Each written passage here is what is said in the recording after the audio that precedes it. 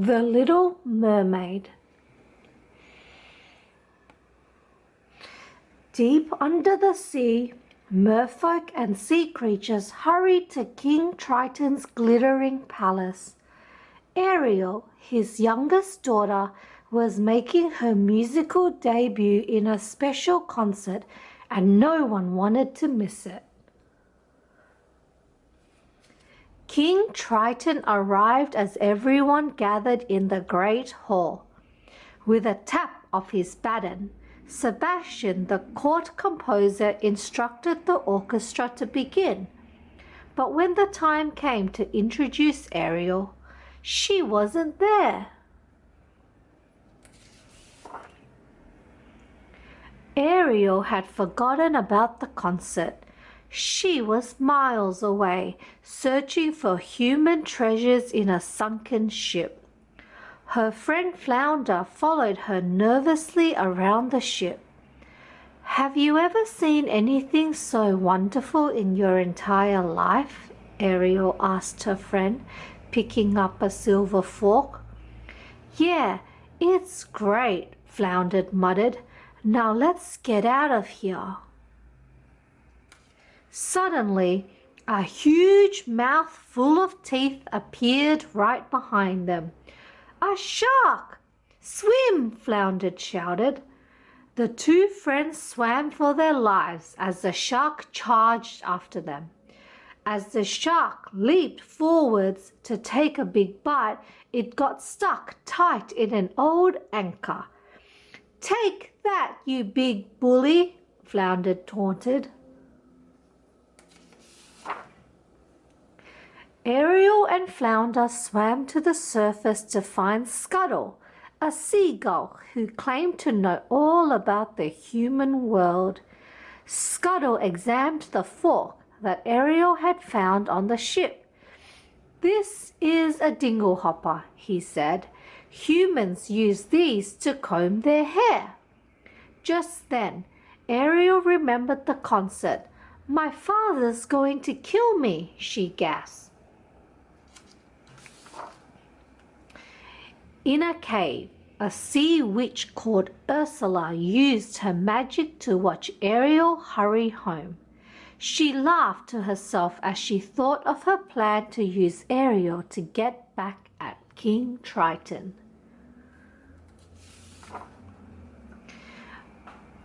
When King Triton learned that Ariel had missed the concert because she had been to the surface, he was furious. He believed humans were dangerous and he wanted to protect her. "You are never to go to the surface again," he commanded. After Ariel swam off, King Triton asked Sebastian to keep an eye on her.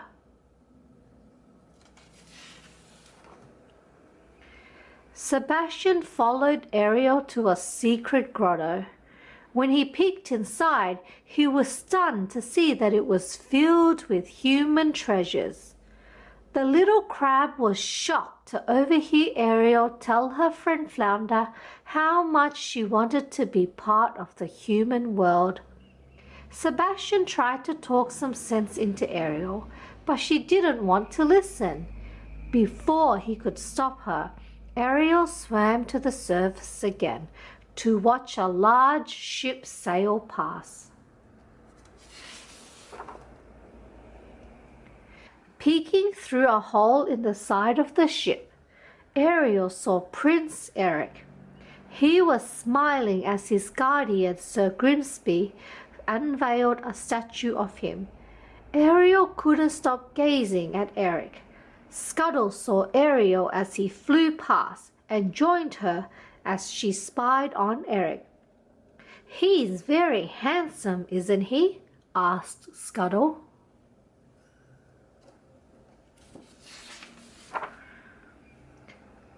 Suddenly, thunder roared and lightning cracked as a storm hit.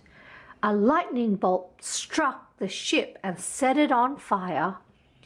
As the fire burned, the ship was rocked by huge waves.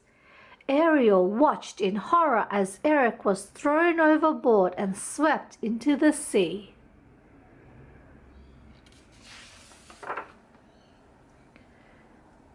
Beneath the waves, Ariel grabbed the unconscious prince, struggling to keep hold of him. She pulled him to safety on the shore.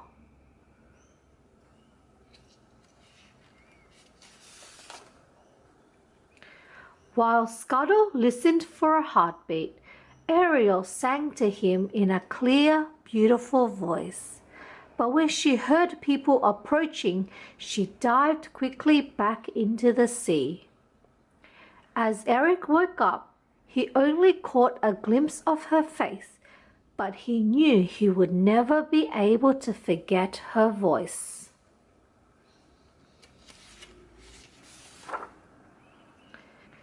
Ariel was in love, and all she could do was think about Eric. Her father noticed her strange behavior and asked Sebastian to take him to Ariel. At the entrance of her grotto, King Triton watched as his love-struck daughter sang about a human. Furious, Triton burst in. Contact between the human world and mer world is forbidden. But Daddy, I love him, announced Ariel. If this is the only way I can get through to you, then so be it, Triton shouted as he raised his trident. Flashes of light filled the room, and the statue of Eric and the rest of Ariel's treasures were destroyed.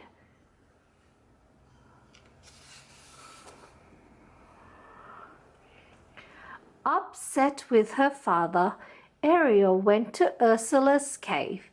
The sea witch offered to turn Ariel into a human in return for Ariel's voice. The deal also meant that Eric had to kiss her before sunset on the third day. If not, you'll turn back into a mermaid and belong to me, Ursula cackled.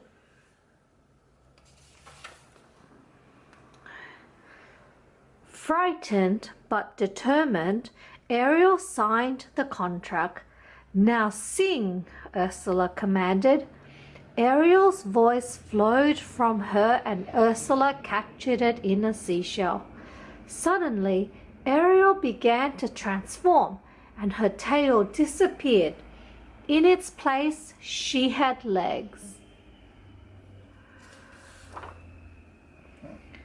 Flounder and Sebastian helped Ariel to the surface, where she looked at her new legs, delighted. Sebastian was worried about Ariel. Together with Ariel's friends, he agreed to help her in the human world.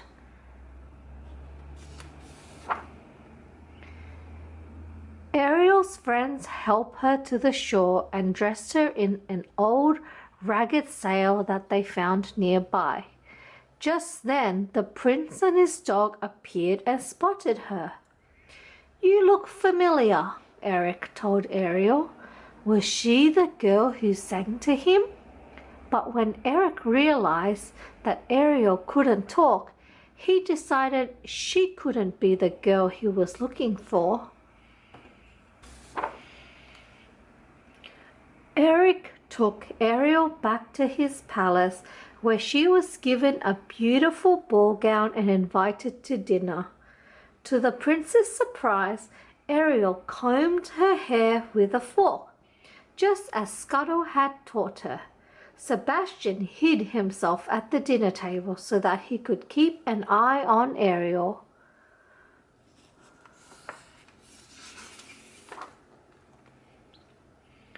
The next day, Eric took Ariel on a tour of his kingdom.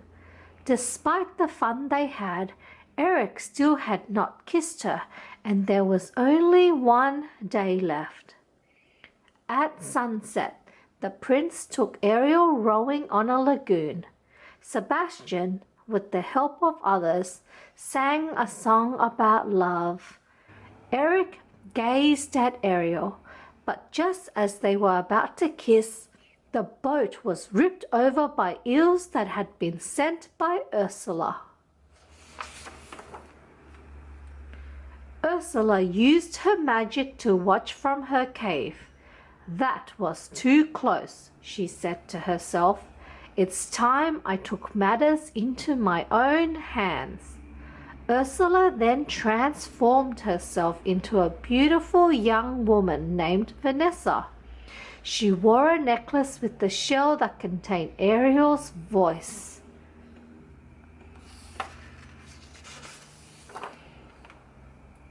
When Ariel woke up the next day, she rushed downstairs to see Eric announce his marriage to Vanessa.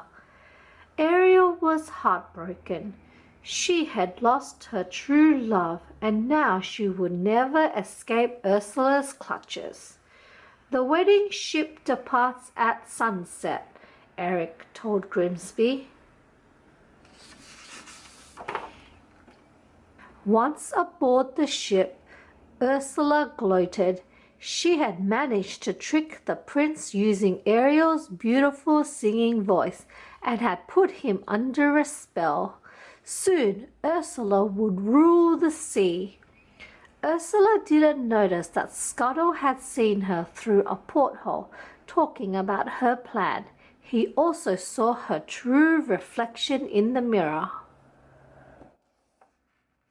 Scuttle flew back to tell Ariel that the girl the prince was marrying was really Ursula the Sea Witch in disguise. They had to stop the wedding. Ariel and her friends hurried to the ship, but the sun was going down. They had to move fast. The wedding had already started when Ariel and her friends arrived at the ship. Eric stood in a trance before the minister. Vanessa smiled to herself as they got closer to being married. She was sure that her plan was going to work. Ariel would be hers forever.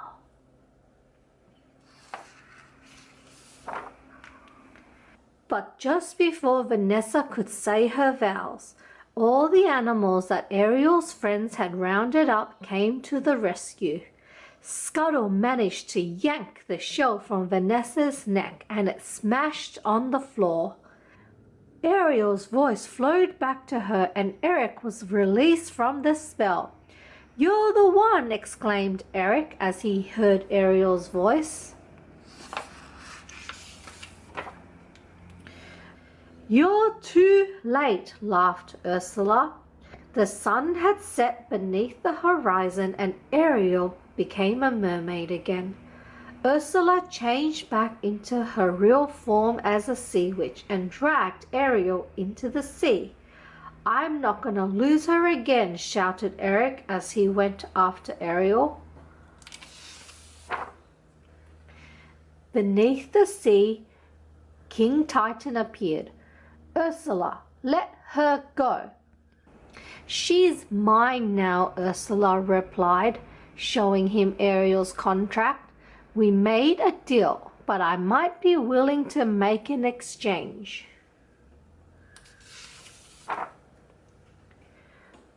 To save his beloved daughter, Triton agreed to take Ariel's place. Now he would be Ursula's servant forever.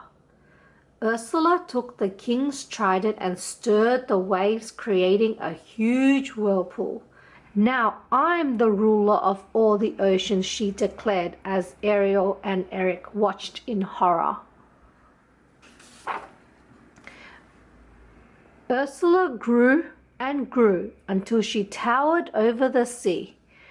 Eric saw an ancient sunken ship rising through the whirlpool and decided to climb aboard.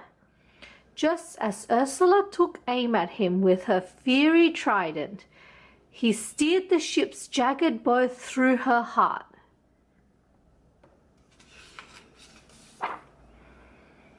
The sea witch disappeared beneath the waves. Her spell was broken.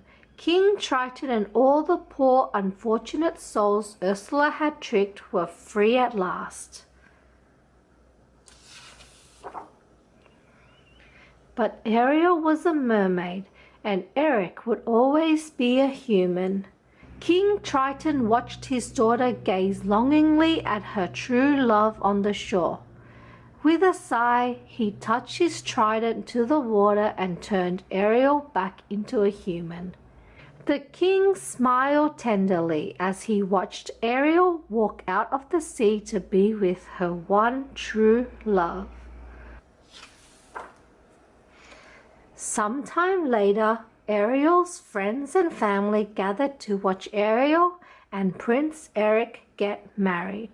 At last, she was part of the human world that she loved, and she would live there happily ever after.